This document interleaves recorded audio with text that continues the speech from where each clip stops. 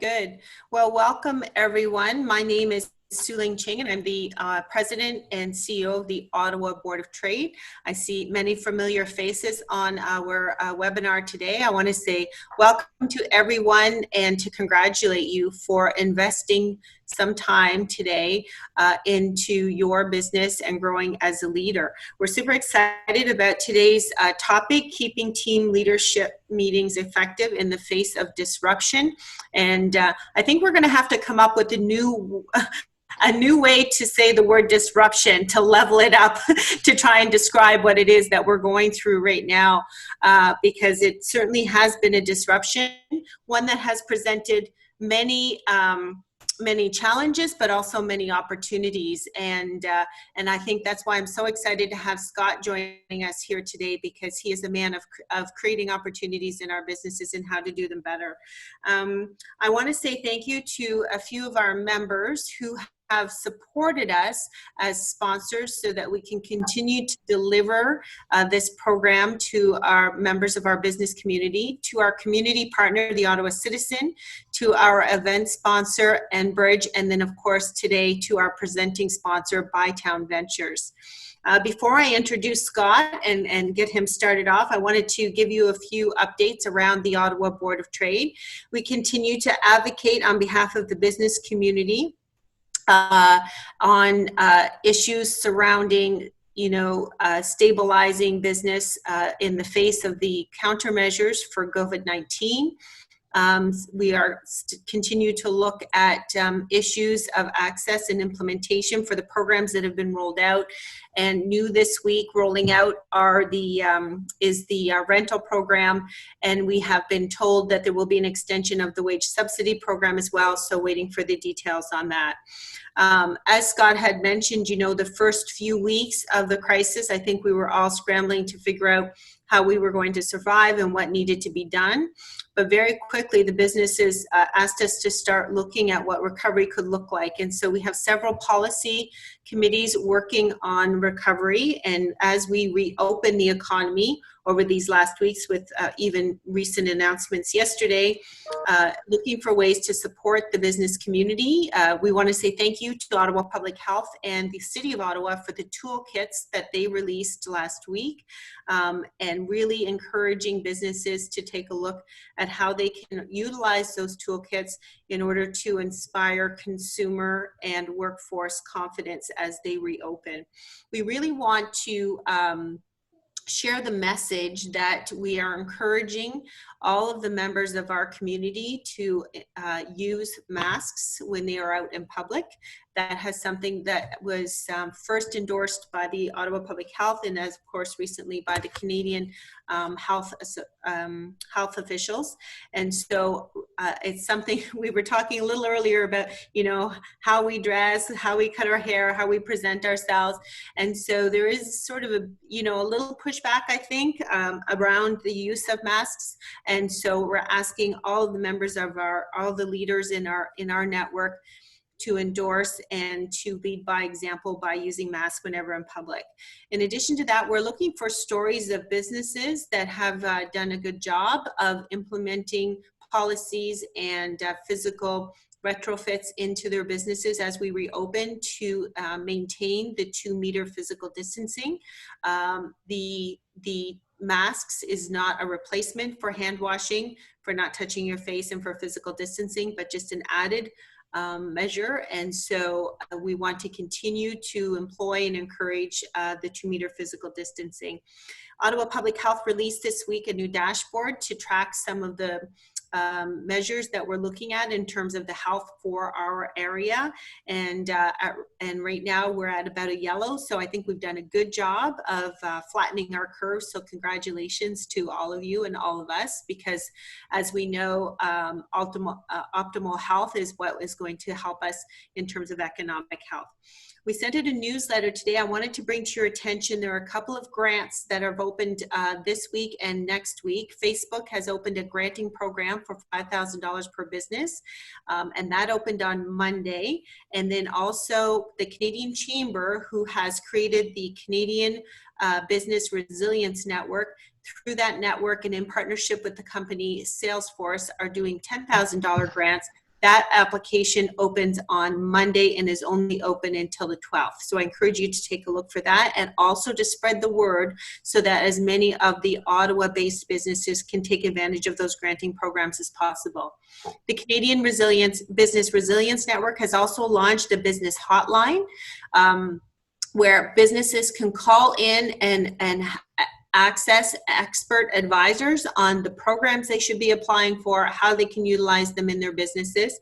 And that hotline is open starting this past Monday for 4 full weeks. So that's a great service for a lot of businesses who need a little bit of guidance in terms of the programs available to them. I wanted to invite you all to a call I'm doing tomorrow with my colleagues on the Mayor's Economic Partners Recovery Task Force. We're hosting a town hall tomorrow to talk about Ottawa's economic recovery. If you're able to join us, it's at 1 p.m. And I want to encourage all of you to follow us. We have been very diligent in keeping the most up-to-date information and announcements on our social media channels. We use primarily LinkedIn, Facebook, and Twitter. And so I'd encourage you to follow us if possible, and encourage others to do so, as that is our main way of keeping everyone up to date. So that's the OBOT update for today. And it is now my pleasure to introduce Scott Morin.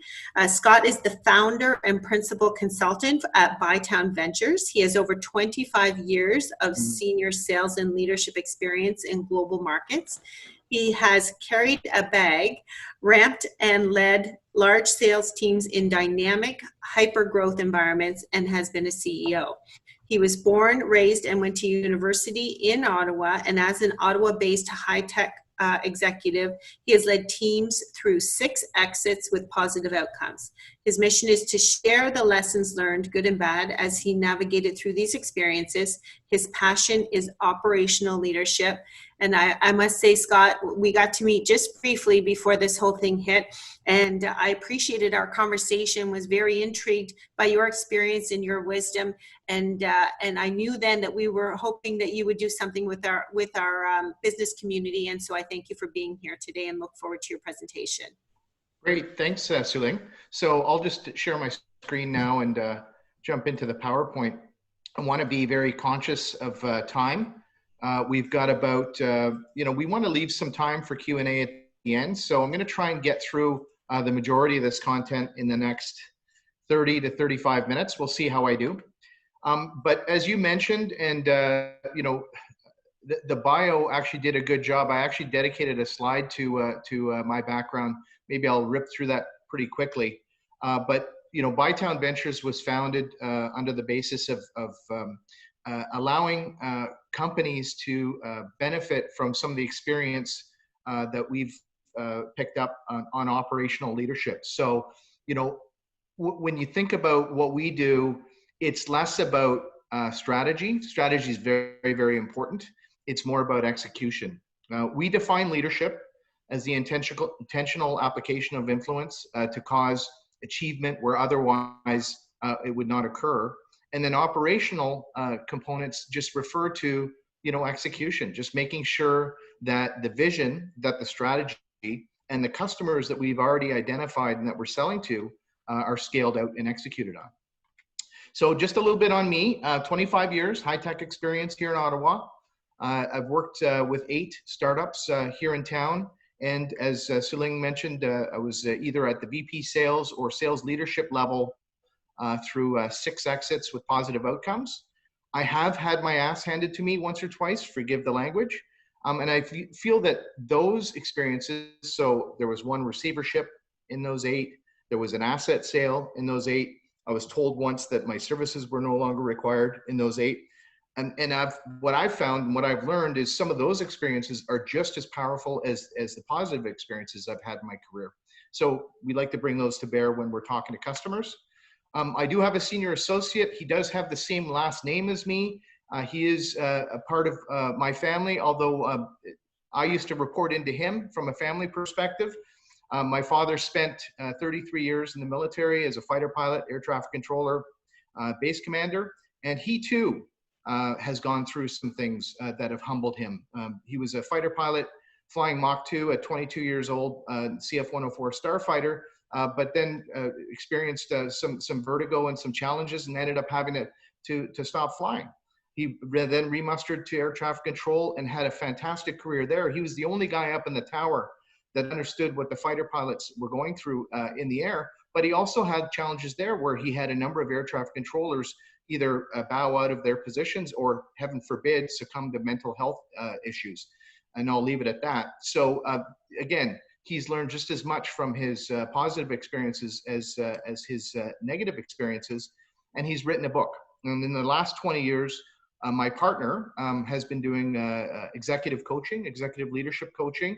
And so we work together in unison on 3 different things: leadership development, go to market, because I have spent a fair amount of time in the high-tech community, taking companies into international markets and scaling and growing them. And then, again, operational, organizational systems. So I just want to go over the objectives of today. I want to leave you with some value. So yes, I will be talking to you about an entrepreneurial operating system that I teach, that I facilitate with companies. I've got about a half dozen companies that I work with on this front. And there is a book. There's a book called Traction by Gino Wickman that I'll mention once or twice in this webinar, that I would suggest you either order it from Amazon if you're interested, or drop me a note. I've got lots of copies in my basement.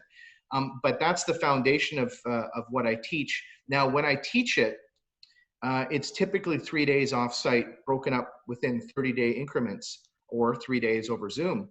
And so I'm not going to be able to go through everything today, but I will give you a high-level overview of it. And then what I want to do from a value perspective is I want to give you a little nugget out of that operational system. And that nugget is the L10 or the level 10 meeting. And if that's something that you see value in moving forward, and if you can use that for your organization, then I'll be very happy, and hopefully you'll be satisfied as well. Level 10, by the way, if you ask most leaders, senior leaders, about the operational effectiveness of their senior leadership team meetings and the accountability that's derived from those senior leadership team meetings, the average score from 1 to 10 that you will get is 4. And that's been tested. We've got a bunch of studies that support that. So what we're trying to do with the level 10 meeting is we're trying to give you a 10 out of 10. And most of the customers that I've worked with, and many companies that have implemented this outside of the work that I've done, are averaging 8, 9, and 10 for their level 10 meetings. So that's what we want to do.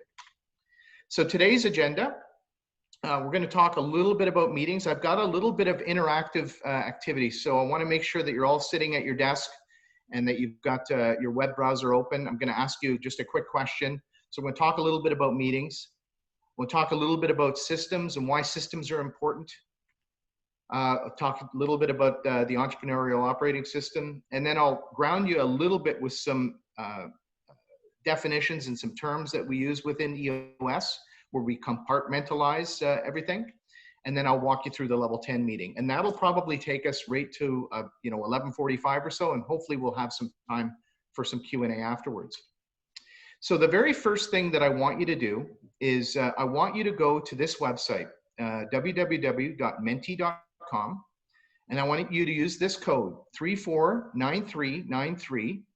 And when you go there, there's going to be a question asked. And the question is going to be, what words would you use to describe your meetings today? And so we'll just go through this exercise. I'm just going to stop sharing for a second.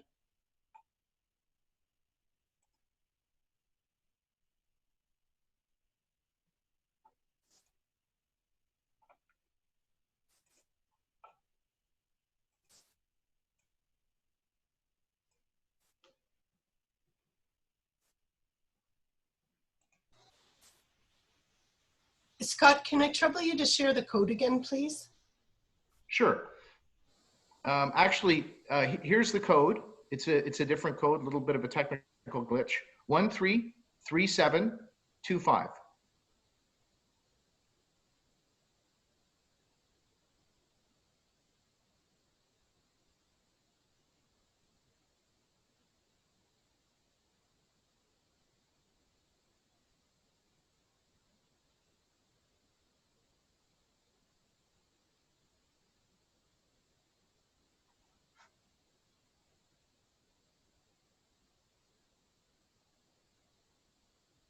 All right, so we're starting to see some results, some words coming in. You can use more than one word, obviously 3.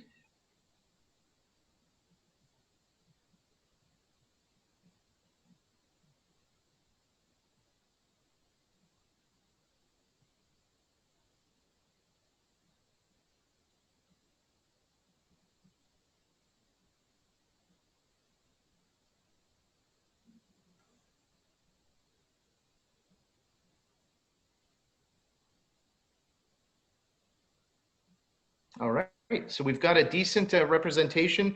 Not a big shock, by the way, that some of these words are, let's say, sarcastic, cynical, negative. We've got, challenges, clearly. And again, there's a reason why the average executive rates their meetings 4 out of 10 in effectiveness. And so what I'm going to do is I'm just going to stop sharing the screen just for a second. And then I'm going to go back.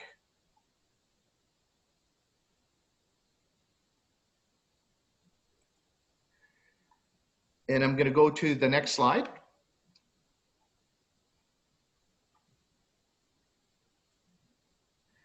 So before even seeing your results, common meeting challenges.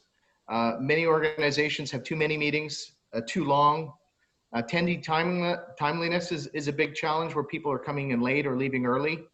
Attendee attention, especially in the days of Zoom, where it's a lot easier to multitask and check your email without someone necessarily understanding that you're doing that and you're not paying attention to what's happening.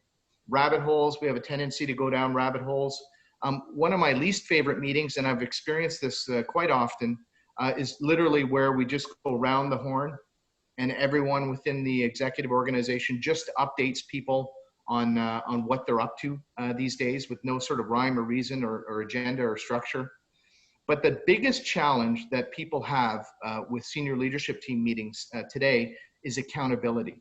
And accountability does not necessarily mean that you're in trouble if you don't achieve your goal or if you don't follow through on your promise. But people ultimately do need to be able to move the sticks forward and be accountable for some of the things that they've promised or discussed in previous meetings or planning sessions. So that's an area that we can definitely help with the Level 10 meeting. Now, why do meetings exist? Because there's a lot of folks that would like to banish them altogether. Just a little bit of grounding for everyone. Meetings are key. Meetings are not going away. So meetings are the times and the places where, as an executive team and as a group just in general, we can share information, we can make decisions, create solutions, build relationships, share inspiration, and gain support. These are the forums for those types of activities. We need to have meetings. And so if we make our meetings more effective, and by making them more effective, maybe we reduce the number of meetings that we have, we'll be able to do all these fantastic things. And we're going to have to continue doing these things. So I'm going to take meetings and I'm going to move that to the side for now. And I want to talk a little bit about systems. Systems, I'm a big systems geek. I always have been. My background started out in the early 90s with a company called Antares Electronics. Jan Kaminsky, actually, I believe, is on this webinar. Jan, nice to see you again. He was our CEO at the time.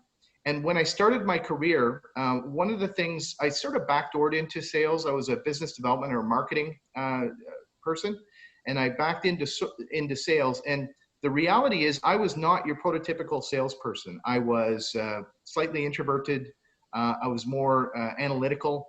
I was not the type of person to go out and golf. At the time, it was all about golfing and staying in the bar late and all that kind of stuff with our relationship-oriented value proposition. But I was highly successful coming right out of the gates. And the reason for that is I stumbled across a very early iteration of CRM, or customer relationship management. It was Semantic Act at the time. And what I did is I took our customer database and I inserted it into this CRM application. And I started sending out emails and letting our customers know about our offers. And then as I did that, I integrated this particular CRM system with Delrina WinFax Pro. Does anyone remember that? Faxing to our customers? And I was able to send fax blasts out to customers, and we were able to secure orders. And so from that perspective, from a systems perspective, that really helped me get to the next level from a sales angle. And then as I progressed and developed into leadership roles, I was always about sales methodologies. And there's a number out there. There's Sandler, Terry Ledden here in town does a great job teaching Sandler. There's value selling. There's another gentleman, David Bick, that does teaching there. There's Miller Hyman. There's all sorts of different sales methodologies that can be tailored depending on the type of business that you're in. But the reason why I always went out and hired someone to teach my sales teams a methodology is it provided a common language. It enabled me to forecast more accurately to my board and to my CEO, because when I was talking to my sales executive and my sales executive told me that a deal was at education stage or the qualification stage, we both knew what that meant. There was no disconnect on that. And so I've always been a systems person. Now, what if you could take a system like a CRM or a sales methodology, and what if you could apply that to a company? And really that's what EOS is all about. It ties everything together from an organizational perspective. It ensures company level communication.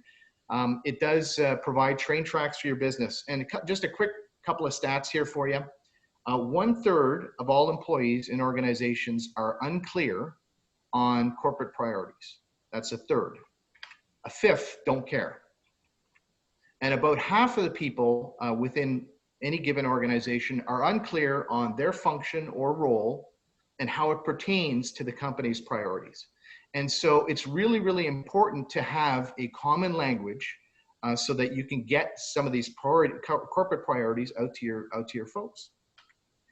So 2 books that did it for me. I was a CEO for a couple of years. I was a VP of sales of a company. The founder decided to retire.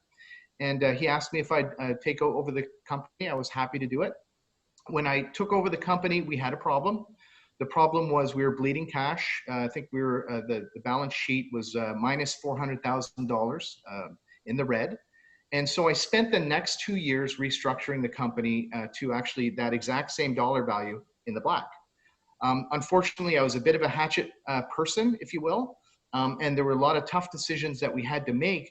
But one of the things that really helped me is I picked up a book called Scaling Up by Vern Harnish. And Scaling Up is basically a methodology very similar to EOS that speaks to 4 aspects of the business: people, strategy, execution, and cash.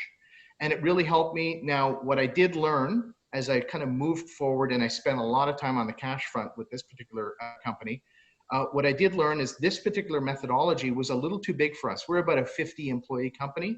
And if I would have deployed this methodology from soup to nuts, it probably would have taken me about 2 years. So that's one thing that I learned. The other thing that I learned was, as a CEO, I tried to self-implement it. I tried to lead these sessions.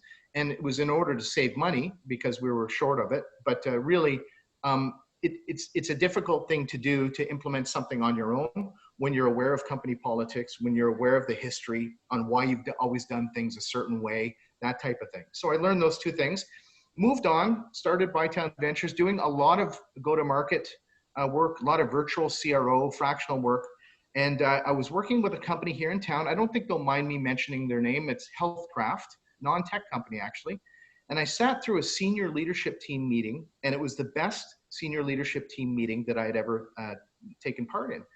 And I'd been a part of some really good companies throughout my career. And so at the end of that meeting, it was an L10 meeting, spoiler alert.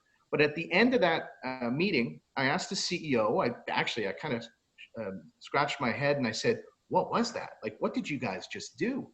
And he said, "Well, that's a level 10 meeting. And it's part of EOS, which is encapsulated in this book, Traction." And he handed me the book. He had a bunch on his bookshelf. And so I took this book home and I read it cover to cover in 2 days. And that's kind of what led me to be very passionate about this operating system, because what I liked about it was it was super simple and you can deploy this within months within your organization, and you can see immediate returns. And really, a lot of organizations don't have time to do a proper 2-year implementation of something like a Scaling Up. Some of them may, a lot don't. And so I jumped on it. I got on their website, made sure that I was following the rules. I got enrolled as an official implementer. And, you know, I'm doing that now for a bunch of companies. And I want to talk to you a little bit about the system, and I'm going to do it very quickly. So first thing, it's not rocket science. There's nothing in EOS that a second or third year business student has not read about or seen. As a matter of fact, there's some things within EOS that are so basic that a mature business leader will look at it and they'll say, yeah, I get that. I understand that vision's important, or I understand that core values are important. We developed our core values 6 years ago, Scott. I'm not really sure why you're telling me it's important. And that's fine. But there's a lot of companies that have lost their way, right? So as organizations grow, as organizations become more dynamic, as organizations hit the ceiling, they need to reset.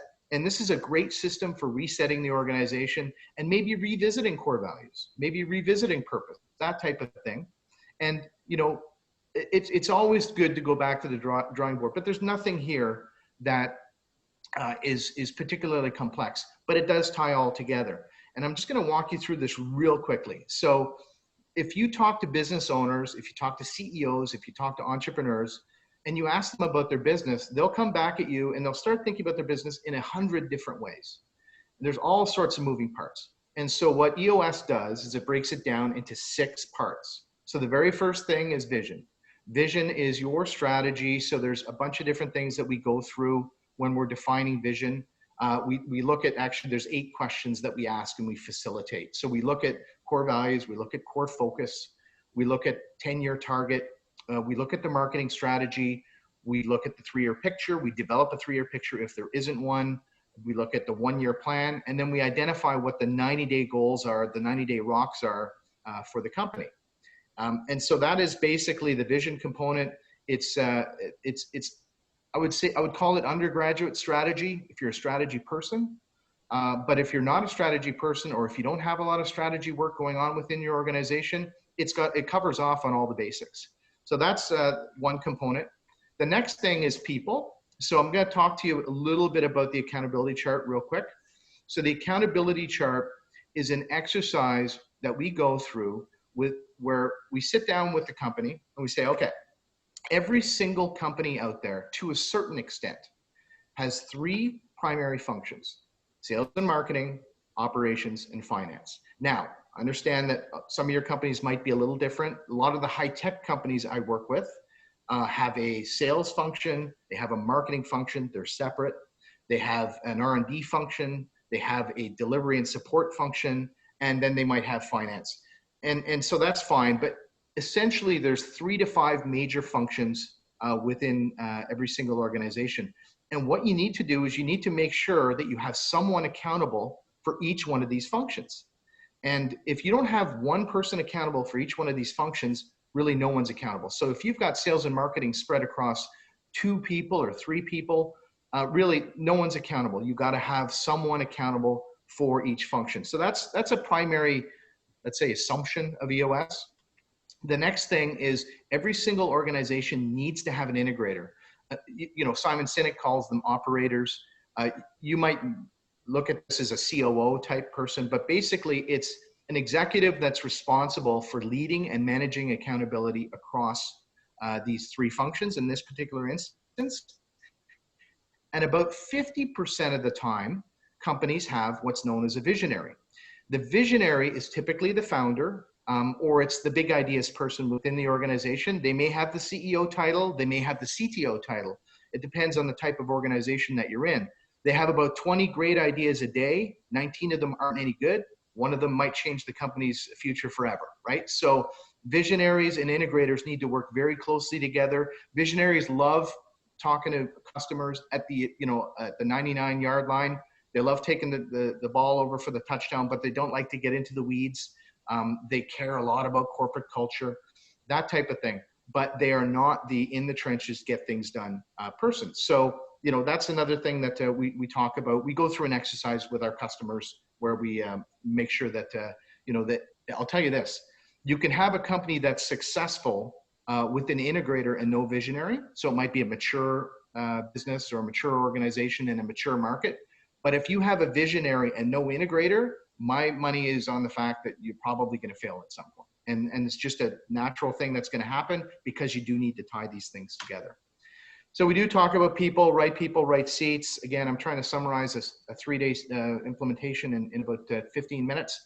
We want to make sure our people get it, want it, have the capacity to do it for each one of those functions. And want it is the most important one. So if you've got an executive that is your VP of sales and they get it and they have the capacity to do it, but they don't really want the job because they've kind of matured past that or what have you, by the way, that's me, they're probably not the best person for that role. They need to want it, right? So we go through that exercise, then we move into data. We make sure that there's 5 to 15 key data elements that are discussed in every L10 meeting. I've given you a quick example here. I don't want to go through this. We don't have time. But basically what we've done here is we've taken some key metrics for a services organization, and we've put them down in an L10 scorecard, which is presented with a SaaS solution, Traction Tools. I have customers running Excel spreadsheets. I have customers running Jira, but this is actually a SaaS solution for EOS. And basically what you do is you go through these data points on a weekly basis, and they're either on track, green, or they're off track, red. If something's on track, or if something's off track, we don't spend a whole lot of time talking about it at that point. We just basically note that it's off track, and we move that down to the issues list, and we'll discuss that a little bit later on in the L10. If it's on track, we just kind of move on because we've already identified where we need to be on a weekly basis for our business. By the way, I do get questions about folks that have quarterly spikes or hockey stick type businesses. You're going to want to break it down to weekly. You just have to. I mean, the fact that you have a hockey stick business is fine, but you want to create more linearity in your business anyways. So why not look at the information every week? So we also teach an issues resolution methodology called IDS. We talk about documenting the 6 to 9 main processes within the organization, whether it's an HR process, whether it's a sales process, whether it's an IT process. And then we tie it all together with traction, which are the rocks in the meetings. Rocks are 90-day goals. So we challenge every single corporation to have 90-day goals. And then we challenge every single executive within that corporation to have their own 90-day goals that they're accountable for discussing in the L10 meeting. There is something known as the organizational checkup that I'll mention again at the end of the presentation, where if you want to invite your executive team to take this checkup, it's anonymous, but you'll get your score back. And there's questions. There's a quick example of a question. We have a clear vision in writing that has been properly communicated and is shared by everyone in the company. So your executive is going to rank that 1 to 5, and then they're going to answer all the other 20 questions, and you're going to get, a result.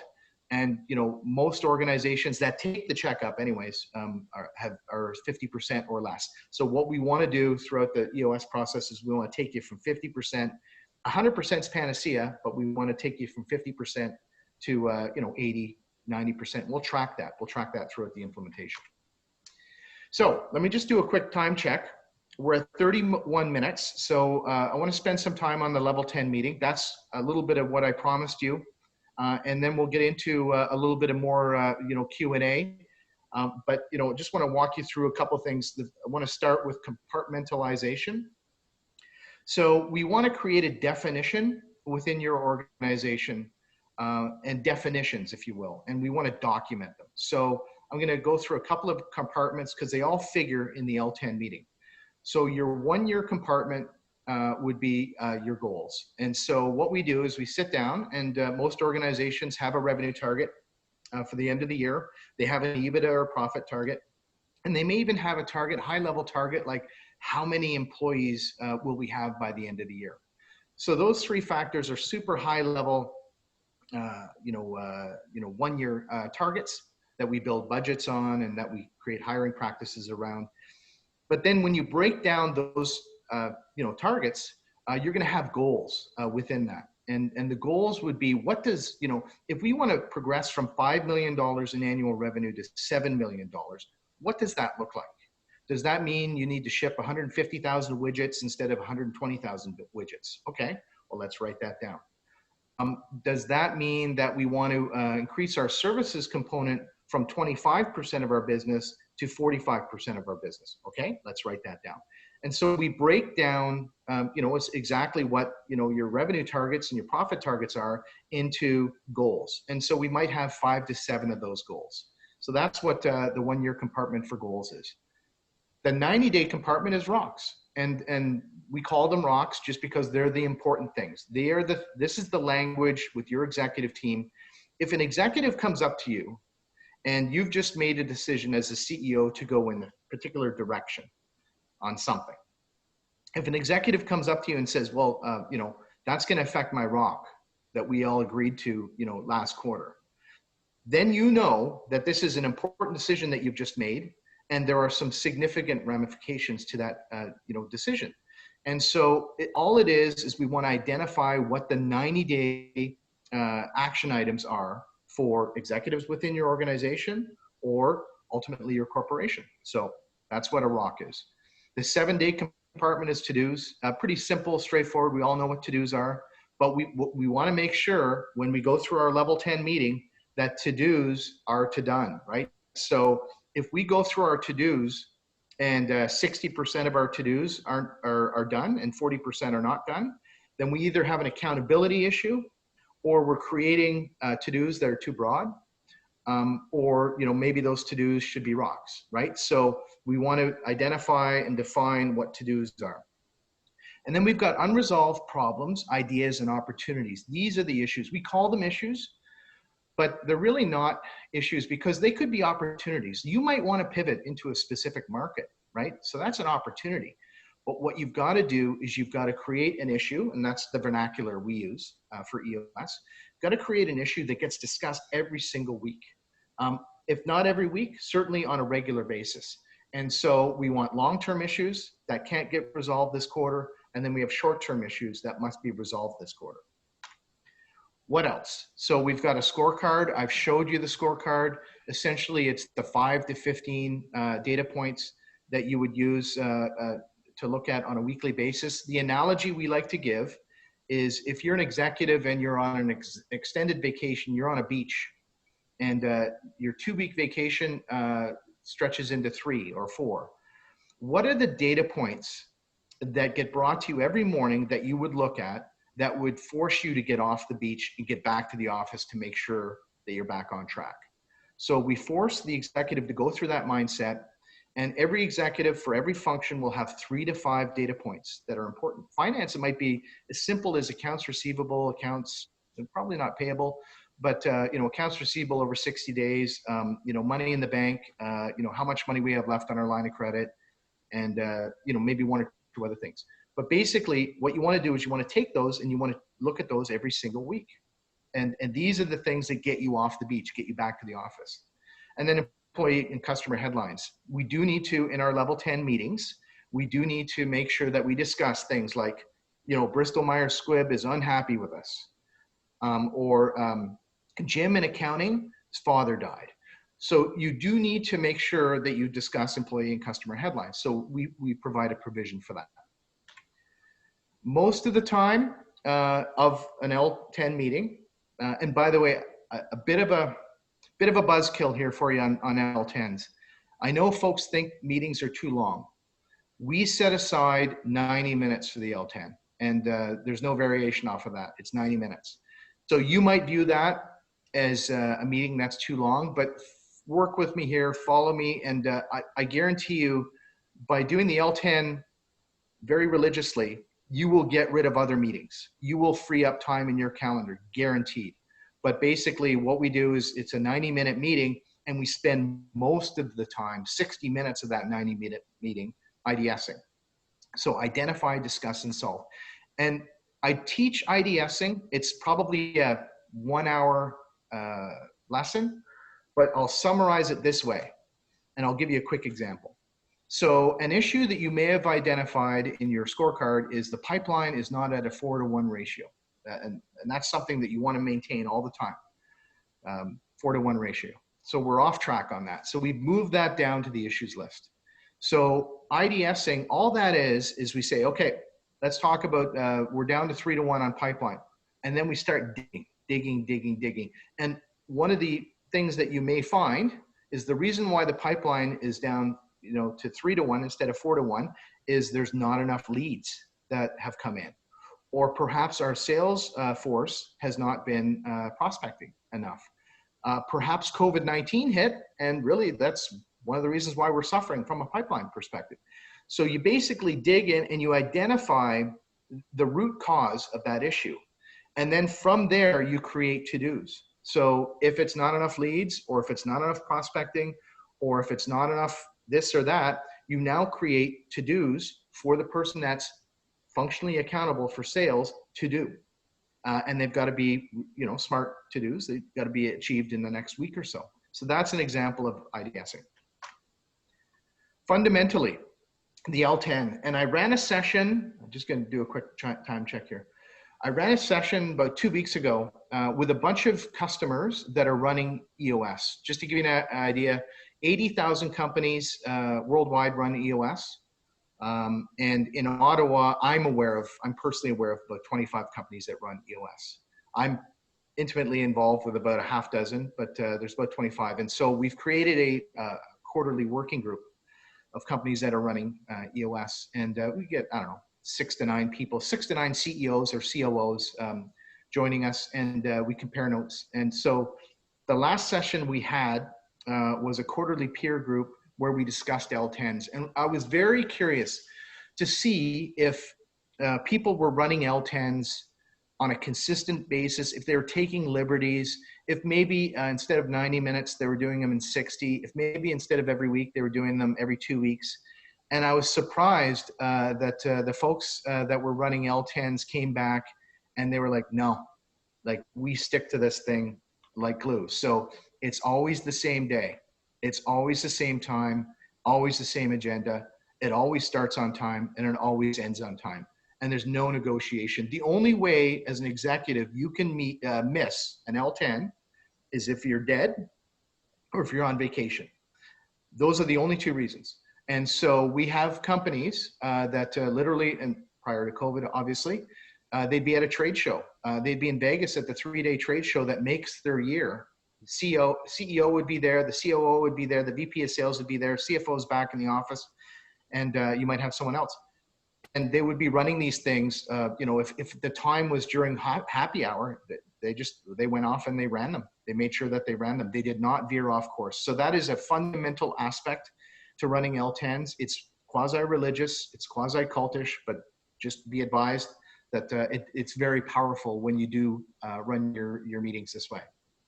So let's talk about the level 10 meeting, okay? So I'm gonna run you through the agenda. I'm gonna describe what happens. And I think just based on timing here, once I'm done, we may be able to open up the floor for questions. But here it is, okay?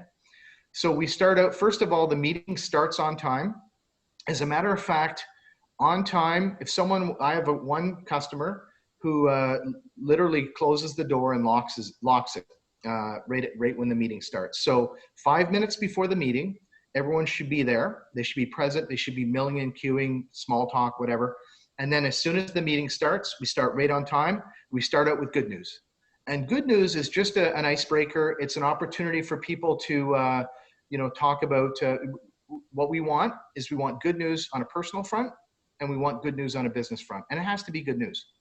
And so, you'll have people going around the table talking about, like we ran this actually with our quarterly peer group. And when we were doing that, the good news almost, right across the board was, I'm spending a lot more time with my family. So, that's on the personal side, spending a lot more time with my family, having family dinners every single night because we're all locked in this house. And from a good news perspective, business isn't as slow as I thought it would be, or man, this COVID thing has got me waking up to some issues that we've got to deal with, but I'm on it, right? So go around the table, good news, 5 minutes tops.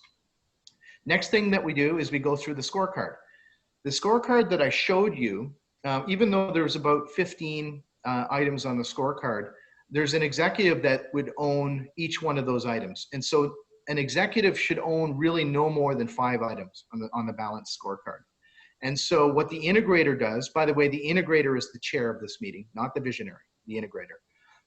So what the integrator does is they go down the list and they just ask the executive responsible for that scorecard item, where are we? And they provide the data, and it's either green or it's off track. If it's off track, we just move that down to the issues list. We don't talk about it. We just state that it's off track. So we go through the scorecard, 5 minutes.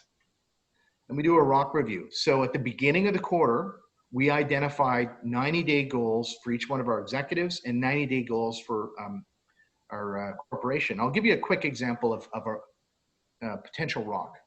I have a customer who is, they provide a virtual CFO service. And the CEO and the visionary and the integrator are both billing with clients. So they're virtual CFOs with clients, and they are also running this business. And they know that's a problem, and so they're trying to move away from it, but they can't because they're addicted to the billings. So it's a challenge that many companies have. So an example of a ROC that this particular CEO provided was, at the time, I think he was billing 3 days a week out of 5, and which, technically meant he really only had 2 days a week to contribute to the business. So his ROC for the quarter is down from 3 till 2. And so that's his ROC, his personal ROC, and he had a bunch of others. And so what we do is we go through, the integrator again goes through everyone's ROCs, and are we on track or off track? It doesn't have to be that you've gotten down to 2, but are you on track or off track? And at some point, halfway through the quarter, this particular CEO had to admit that he was off track. He was not unburdening himself from this particular commitment. So they moved it to the issues list, and they IDS'd it. So that's an example of what you do. People headlines, that's where you go through your customer headlines and your employee headlines. You make sure you cover off on whether it's good news, whether it's bad news. We just lost our biggest customer. That's where you would discuss that in the people headlines. Now, when you talk about that in people headlines, if that's an issue, which that would be, you move it down to the issues list.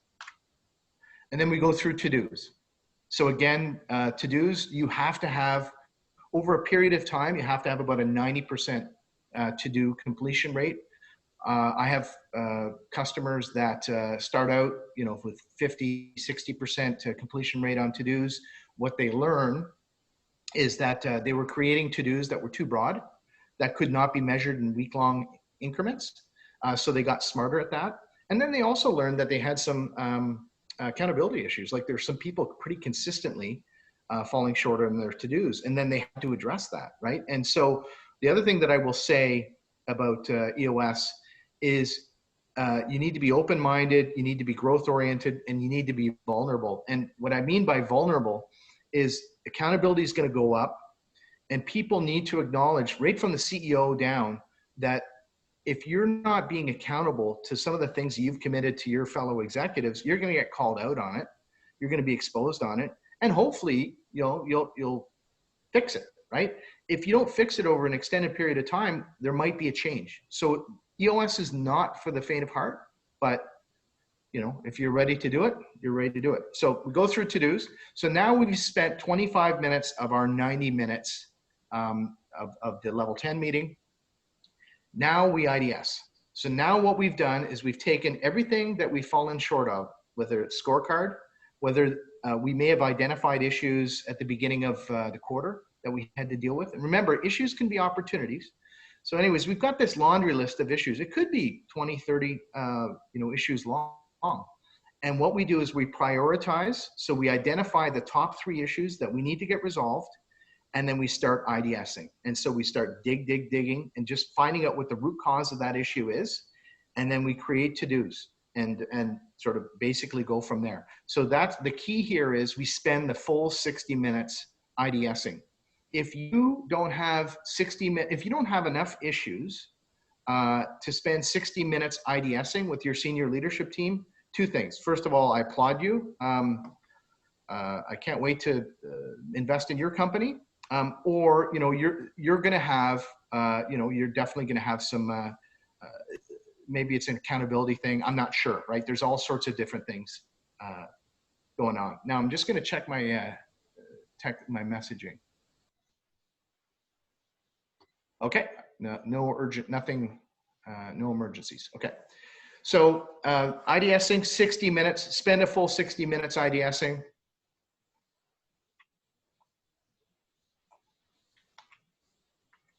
And then we conclude. At the end of every level 10 meeting, everyone around the table ranks the meeting from 1 till 10. And what you want to do, obviously, is you want to be inching up to 9 or 10 out of 10. But what I'm seeing with customers is they'll start out, you know, people will come back with, you know, that was a 6 or that was a 7, or, you know, that one was pretty good. It was an 8. And they always have to give reasons why they're giving it an 8, why they're giving it a 7, so that the meeting can get better for the next week. And then what you want to be doing over a period of time is you want to be getting, you know, to 9, 9.5. Even if you're getting 9.5 from some of your execs, I think you want to know why you're not getting a 10. And so it could be as simple as, you know what, we ran over by a minute. Okay, I've got to get smarter at that. I didn't think we prioritized properly on IDSing. I thought this thing needed to be prioritized. Okay, good feedback. For the next level 10 meeting, we will probably bring that up to the top of the heap. Okay, so just a quick time check. We're at 50 minutes. So suggested next steps. Read the book. I've got copies, so contact me. I'll give you my contact information. Amazon ships quickly as well. So if you're interested in EOS, I would suggest reading that book. I've got it here. This is what it looks like. I would also maybe look at scaling up. I would look at a number of different methodologies, try and pick the right one for your organization. Do the checkup. I mean, just check it out. There's no, you won't be added to a mailing list.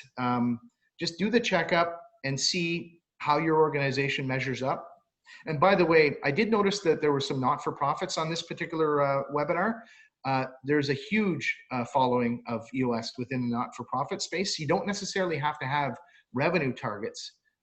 As you know, you've got other targets, right? And so it's very applicable. So do the checkup and then reach out. Happy to discuss in detail. So this is my information. If you don't have it, Lynn can provide it. I'm going to pass it back to Lynn. Great. Thank you so much, Scott. That was amazing.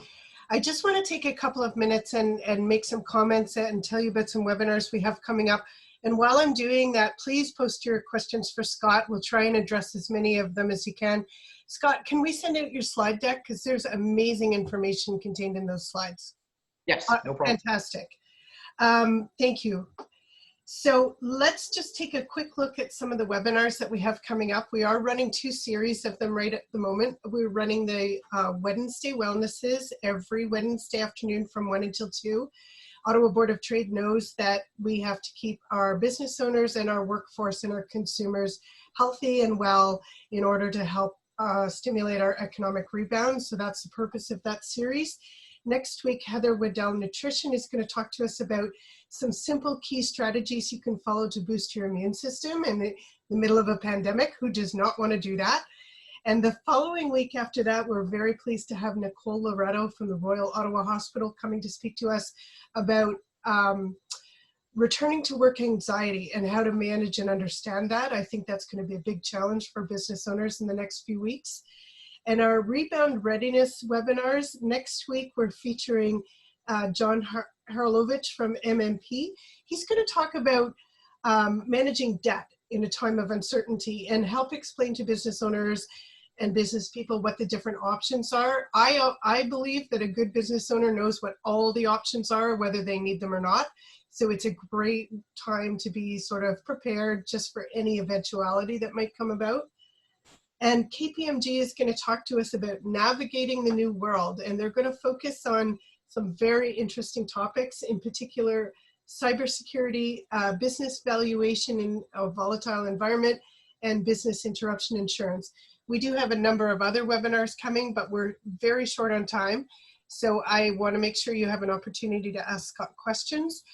So please check them out on our events calendar at ottawabot.ca and see if there's anything coming up that's of interest to you. And again, I want to thank our sponsors. We cannot run these programs without the financial support of our sponsors. So thank you to the Ottawa Citizen. Thank you to Enbridge Gas, and of course, thank you to Bytown Ventures for being our presentation partner today. So Scott, I've gotten a couple of questions in the private chat, so I'm just going to share those with you before we dive into the rest of the questions. So somebody has asked, L10 meetings are part of a bigger system, the EOS. Can you effectively implement an L10 meeting in the absence of the total system? Yeah, so good question. So if you were to ask a dyed-in-the-wool EOS implementer, and by the way, I'm at the level where I'm allowed to teach it. I pay them a fee. I've been trained. But if you were to ask a really like a dyed-in-the-wool certified EOS implementer, their response would be, no, it has to be pure. You cannot implement level 10s without completely implementing EOS. And there's a little bit of me that agrees with that. I get it. I understand it. But there's another part of me. I like to work with customers to make sure that we address their challenges, and maybe we can do this a little bit smarter, right? And so what I would say is you just need to make sure you've got those things within your organization, right? So you've got to make sure you've got rocks. If you're not setting quarterly goals, then it just doesn't make sense to run the L10 the way we've described it. You've got to make sure you got a scorecard, right? A weekly scorecard, balanced scorecard. If you have rocks, if you have a balanced scorecard, and you're prepared to commit to understand what a true IDS activity or exercise would be, I think you could. Yeah, it really depends on who you ask. I have implemented EOS fractionally within organizations, and it's been successful. Oh, great. Okay, thank you. So I have a personal follow-up question to that. How critical is the role of the implementer? Is the true success linked to their skill level at sort of managing the meetings? Yeah, so you can have, and you're talking about the integrator. Integrator, I'm so sorry, yes. That's okay. The integrator function is critical. It's the most important function in my opinion. It's more important than the visionary in my opinion. But then again, I'm an operational kind of person. You can have integrators that are not super up to speed on the business, helping run businesses, right? Because this is a formula, right? And as long as you're adhering to the formula, whether someone's on track or off track on a rock, let's say you're running a law firm, let's say, and someone's missing their rock, you don't need to be a lawyer that's integrating that particular L10 to understand that something's off track. It's off track, that's an issue. Let's move it down to the issues list, right? So it's probably the most important role in my opinion. And I have some companies that have visionaries that I've basically told them, listen, I know you're a visionary. You don't have an integrator right now. So what you're going to have to do, even though it's not natural to you, is you're going to have to put on your integrator pants and run this meeting like an integrator until you hire an integrator or until you bring someone within your organization up to the level of integrator. Yeah, so I don't know if that answers your question or not. It does, yes, sorry. And I don't mean to rush you, but there's two more quick questions I think we can address. Somebody has asked, what's the ideal size of organization to run the EOS system? Good question. If you're larger than 250 employees, this system is probably not for you. The sweet spot is 50 to 150 employees. I'm not going to go down the revenue path because you could have a high revenue at 50 employees, much higher than maybe 250 employees. But once you start getting really big, it's probably not for you. That said, there are some bigger multinational organizations running EOS, and they're cascading it down within their departments or within their groups. But generally speaking, it's 0 to 250 employees. And I actually have some companies, my very first EOS client, I think there were 12 employees. And there's some companies that I'm chatting with right now that are 5. So it really, it's that gamut. Yeah, right.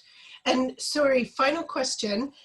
Somebody wanted to know if there are companies out there, so in the Ottawa market, that are currently running EOS, and you know, is there a way for us to reach out or learn about them or talk to them about their experiences with it? Yeah, there's a bunch. I've identified about 25. There's two that I'll mention because I have permission to mention them. They're my clients. I've asked them. There's a company called Aftia that was my very first client. And then there's a company called Positive Venture Group.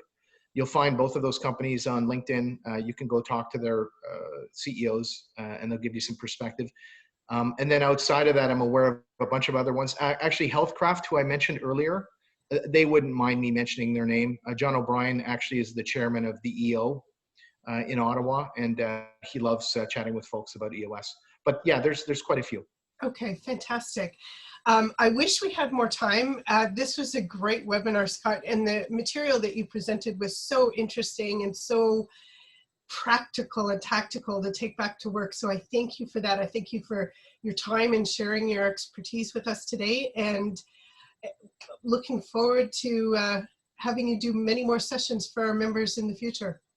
My pleasure. Nice meeting everyone virtually, and reach out to me at any time. Yes. Okay. Thanks, Scott. Have a great afternoon, everybody. Thank you, Scott. Bye-bye. Bye-bye.